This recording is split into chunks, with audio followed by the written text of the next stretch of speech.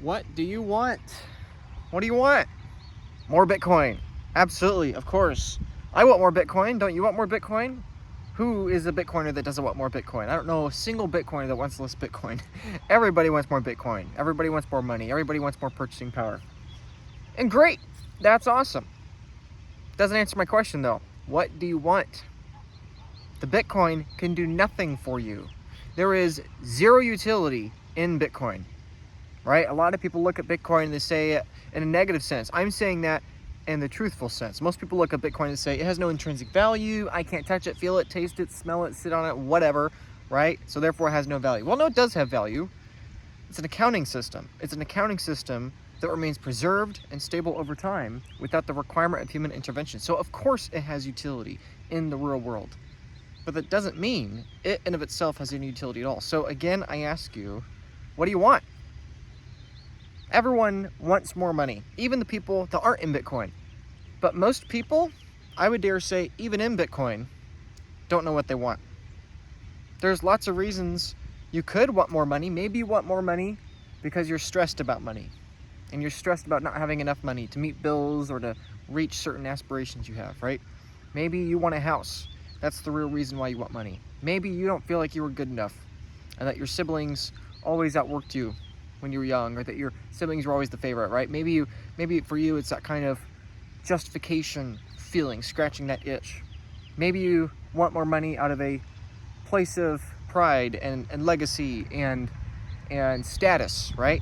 Maybe you don't have as many degrees behind your name as somebody else, or maybe you didn't reach as many promotions or get as many pats on the back from the boss at some former job or some former career you probably don't even care about anymore, right?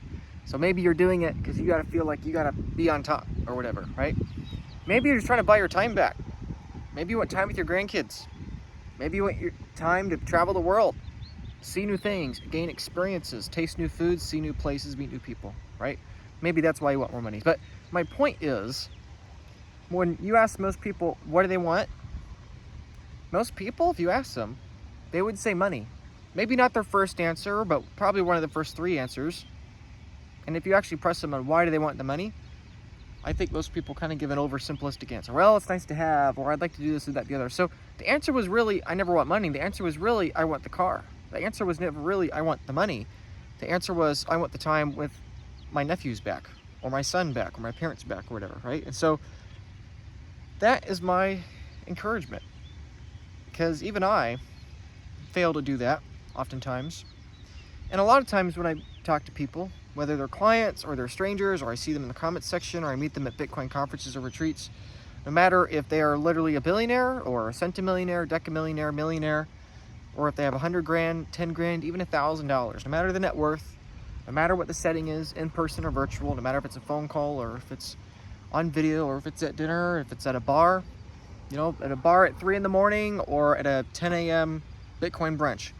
No matter the time, no matter the place, no matter the country, no matter the net worth, I see this the same thing over and over again. Everyone wants more Bitcoin, and that's great. But for every unit of effort we put into obsessing over how do we get more Bitcoin, maybe we put in a fifth of an effort into really asking ourselves, what do we actually want the money to be used for?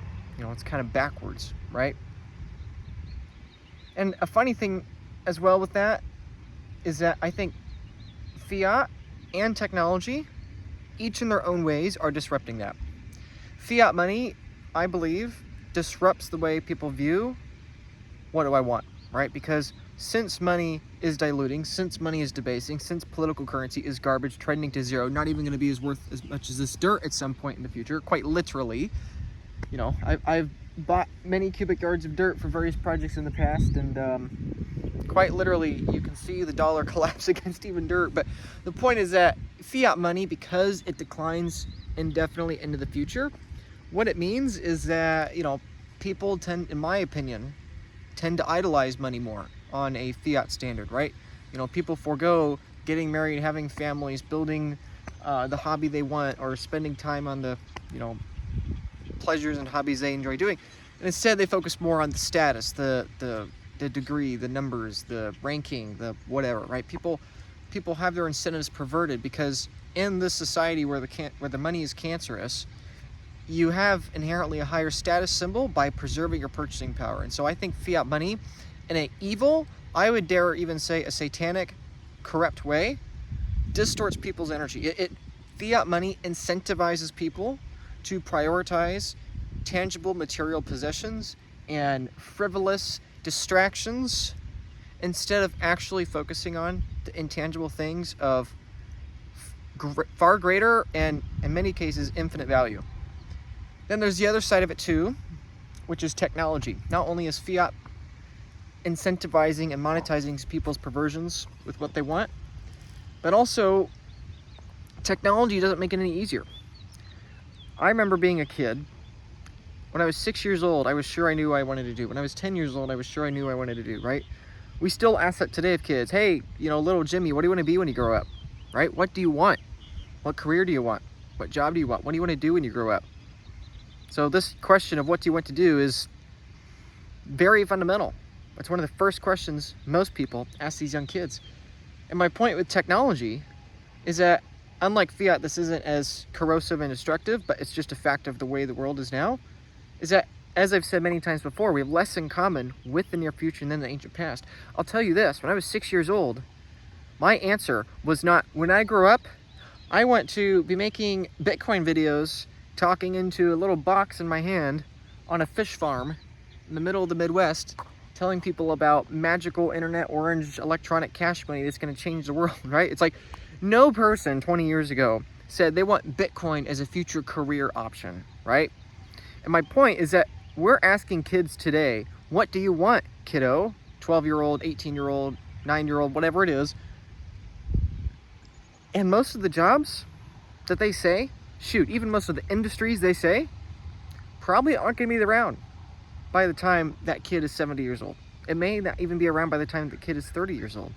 Like, I know for me, quite literally, every expectation I ever had about what I'm going to do in the future is totally shattered now because of this Bitcoin thing, right? And yes, that was a choice, but also it wasn't a choice. For me, it was a matter of necessity. It was a matter of urgency. I believed Bitcoin was urgent enough. I believed the mission was important. I believed the money was important. I believed the future was important. And so I never really looked back. And I'm glad I didn't. And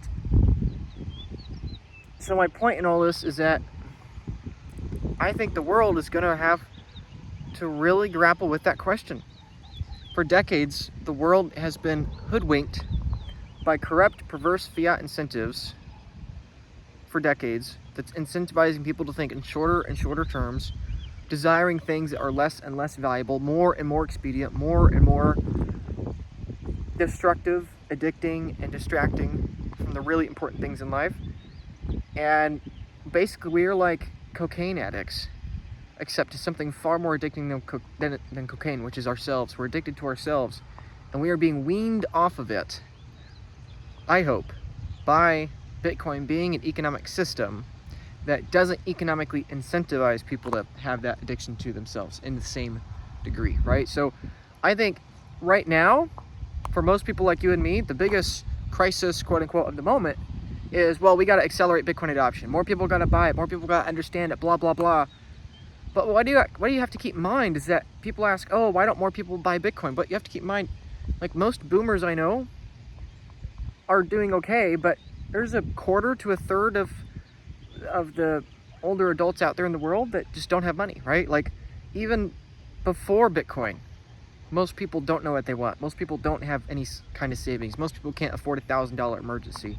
And so most people ever being able to buy a whole Bitcoin or a tenth of a Bitcoin, shoot, for many people, even a hundredth of a Bitcoin, it's just an ask that is just not where they're at. And so I think our role as people in Bitcoin, for now, is predominantly how do we accelerate this technology that's going to lead to more people asking these questions. But I think in not too far of a future, we're going to get to that point where now Bitcoin is such a large component of the world, it's kind of obvious to everyone, or at least to a number far greater than today. But a lot of people, for the first time in their lives, are going to be asking this question. What do I want? Like, what do you want? Okay, you have the money. Most people are so distracted with the fact that they don't have as much money as they want because they're chasing the fiat printer, that they never actually stopped and considered, hey, wait a minute, what if you actually had all the money you needed? What if you had the money you needed to live 10 lifetimes over? You had 10 times more money than you needed to live and sustain this life. That's just something to think about. I know for me, in my personal journey, having been in Bitcoin for years now, you know, has Bitcoin saved my soul? No. Is Bitcoin my savior? No. Is Bitcoin divine? I would say no. Is it of divine inspiration? Well, I think that's a complicated answer. It's an invention made by mankind, but the concept of digital scarcity in mathematics is not of mankind, so maybe yes and no. But what I can attribute to Bitcoin is that Bitcoin forced me to think more critically.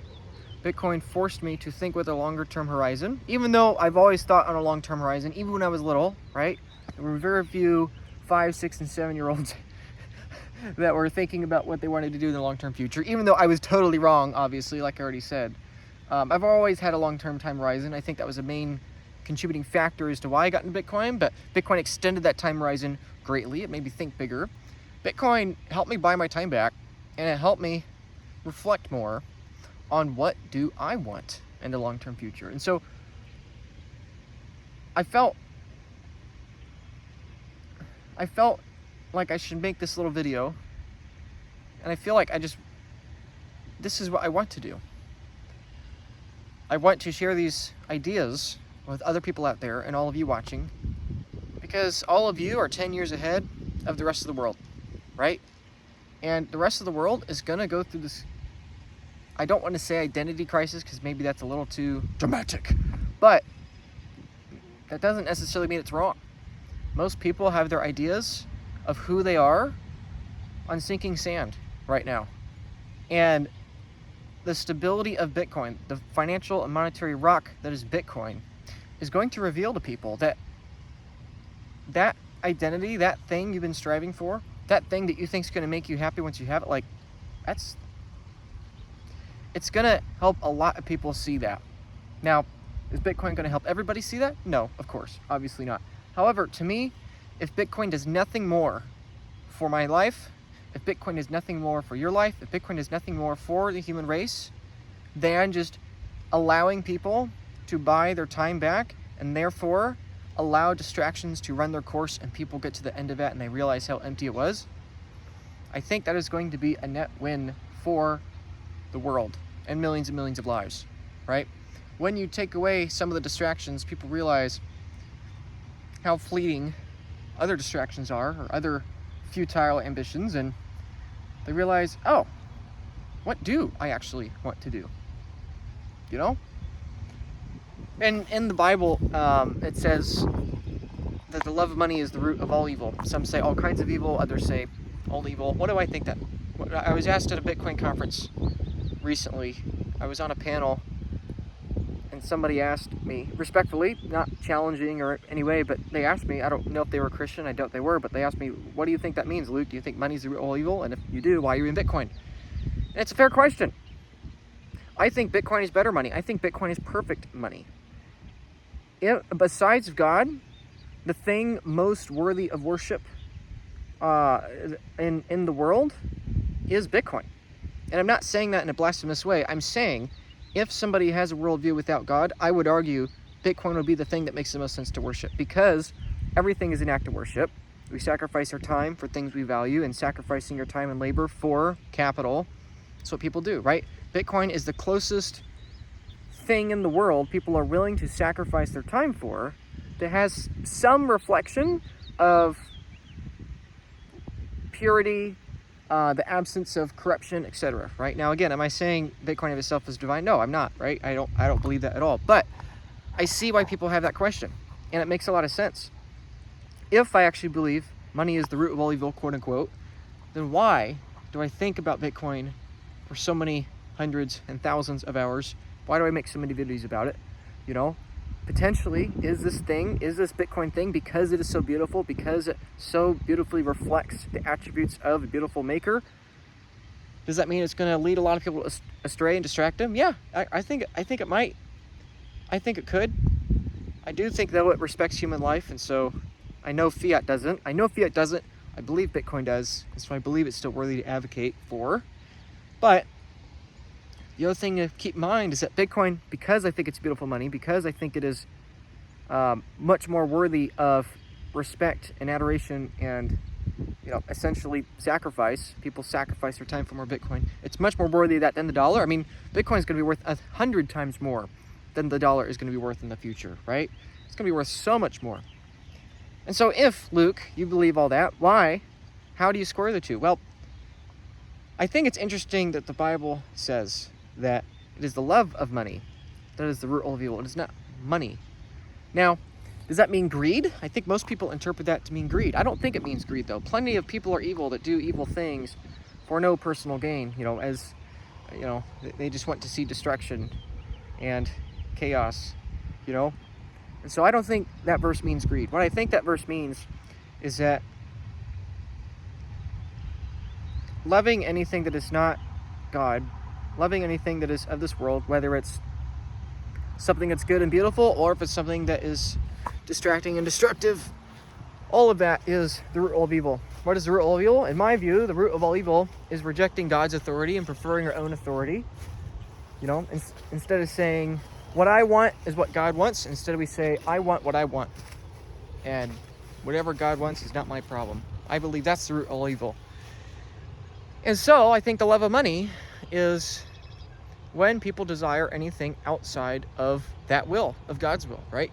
If you care more about your own legacy and your own name and your own pride more than God, that will be what does you in, right? If you care more about what is right and wrong in your own eyes and your subjective truth instead of God's, that I think is the same thing, right? I think the love of money is the love of anything of this world. It's the love of dirt more than God. It's the love of Bitcoin more than God. It's the love of anything money has the ability to buy you more than God. I believe that's what that means. That is the root of evil. Loving ourselves, rejecting God, loving ourselves. And I think Fiat helps us focus inwards on ourselves. It's a zero-sum game. How can I gain to stand? Who cares if it costs somebody else something of value? Versus Bitcoin, which can Bitcoin become an idol? Absolutely it can. It's one of my main concerns. But Bitcoin, at the very least, doesn't survive on a zero-sum game. Bitcoin is not a zero-sum game. And I think that's a good thing. And so what do I want? I don't know. I want more Bitcoin. But I want more time. I want the ability to enjoy evenings like this, to go on a walk, to go to cool places. I'm at a fish farm right now. I've been living on a fish farm for the last 3 months. Lots of little baby fish in there, more fish over there. And it's pretty nice. I can afford a nicer place. I can afford a bigger place. I'm sleeping on an air mattress for these 3 months. I have plenty of money to buy a new bed, but I don't really care to. It's nice. It's nice to hang out here, learn about fish. There's a lot to learn, believe me. A lot of proof of work in the fish we eat. And yeah, it's nice being in nature, and that's, for me, that's what I want. I don't really want the material things. I don't really want more stuff. But I do it more time, and thank God Bitcoin helps me buy more time. So here's something that's cool as we wrap up. Fish. Here's some fish. If you ever wanted to see what 10,000 little baby trout look like, here you go. There's 5,000 trout, and there's another 5,000 trout. So anyway, that's what my life's like right now. The fish got to be checked on every 2 hours, make sure that they're all okay. But anyway, I don't know. It's fun. It's fun to do new things. Ultimately, that's what I want. In the same way, you have to take care of the little baby fish to you know, have the next generation grow and prosper. It's like, to me, it's kind of the view with Bitcoin. Bitcoin is fish food for us. So, I don't know, maybe this video is interesting or of use. Maybe you found it totally boring because all you care about is number go up. Whatever, either way, I don't really care. I've not been making videos for years about Bitcoin because I cared what man had to say about me, right? It's funny, you know, I get called a lot of names. I get cursed out a lot. People call me all kinds of things online. I've been called every pejorative in the book. I've been cursed out with every curse word in the book. People have assumed and accused me of all kinds of things. It's crazy. It's amazing. You know, but I don't do these videos. I don't talk about Bitcoin because what I want is to hear good and faithful servant from my maker. I don't want to have the praise and adoration from man. So I don't really, you know, if you say nice things to me and you thank me, which many people have and many people do, and you know, frankly, many times for good reason. I've helped many people avoid getting scammed. I've helped many people double or triple or quintuple their stack. I've helped most people I've helped. It's been hopefully helping them better understand some aspect of Bitcoin. But you know, I mean, like, thank you for all the wonderful nice things you say, you know, but know that I do these things. Sure, I do it for that. It feels good, but I mostly do these things because I feel like it's right, and I feel like it's what needs to be said, it's what needs to be done, you know, because I'm always trying to want more those things instead of wanting the trivial things like getting fleeting praise, because people will turn on you really quick. People will love you one day, hate you the next day. People will say wonderful things and say negative things. So if I let the praise get to my head and inflate my ego, well then, as soon as I see a criticism, it would deflate me and depress me, right? And I've seen a lot of people that interact online, especially with large numbers of people. Neither of those things are good. And so it's just a lot easier to not care what people think about you. I know who I am. I know what I do. I know and believe what I do, you know, so I don't need to justify it to anyone. I'm focused on being justified before God, and that's all I care about. So anyway, all I have to say is that hope you enjoyed this video. If you did, I hope you stick around. If you don't like this video, that's okay, whatever. But there'll be more like it, because I think most people, you know, right now for Bitcoiners, the big question is, what is money? Right? It's the defining question of our time, right? But the eternal question is, what do you want? Do you want your world order? Do you want your worldview, or do you want God's worldview? Do you want the praise of your maker, or do you want the praise of mankind? Do you want stuff and luxuries and toys, or do you want memories and relationships and peace of mind? Right? Everything is a trade-off. Nothing is free. And so you got to ask yourself, what do you want? Because if you don't ask yourself overtly, if you don't ask yourself directly, time's going to pass one way or the other, and you're going to realize you made some big mistakes. So if you take nothing else from this video, that's my encouragement. Take some intentional time, and instead of fantasizing about a $10 million Bitcoin and one new aspect you've not thought of it before, instead of wasting more time looking at charts on a screen, trying to predict the next recession or the next little mini Bitcoin 5% pump, take an hour and just ask yourself, what do you actually want? Because most people, I don't think they know. So I wish you all the best. I hope and pray all of you desire and want things that are good on a low, long, eternal time preference. But more than anything, I compel you to ask yourself, what do you want? Because now, for the first time probably in your working career, you know, you don't have this fiat perverse incentive distracting you. And it's only more important you ask those things, because technology is going to radically change how we work, how we identify and relate with work. And ultimately, billions of people are going to adopt this Bitcoin technology. They're all going to want the same thing we want, this Bitcoin thing. And that's going to be what sends it to the moon. And that's also going to be, in my opinion, a major catalyst to helping people reflect for the first time in their lives, clear the fog, look around, and ask, what am I standing on? Am I standing on sinking sand, or am I standing on a rock? Am I standing on things that I identify with that make me feel good for today, but are gonna lead into destruction and nihilism? It's a question for everyone to ask. So hopefully, if Bitcoin does nothing else for you, which it will, it'll make you richer, it'll make you more popular, it'll get you more praise, right? Like, it'll give you all those tangible things. But at the end of the day, the most important thing Bitcoin is ever going to do in your life or your family's life is going to be that it helped give you the platform and the time to ask yourself and look in the mirror, what do I want? So that's my question to you. What I want is I want to enjoy the sunset. So, all right, goodbye from Luke and his 10,000 little trout eggs. I'll see you in the next video.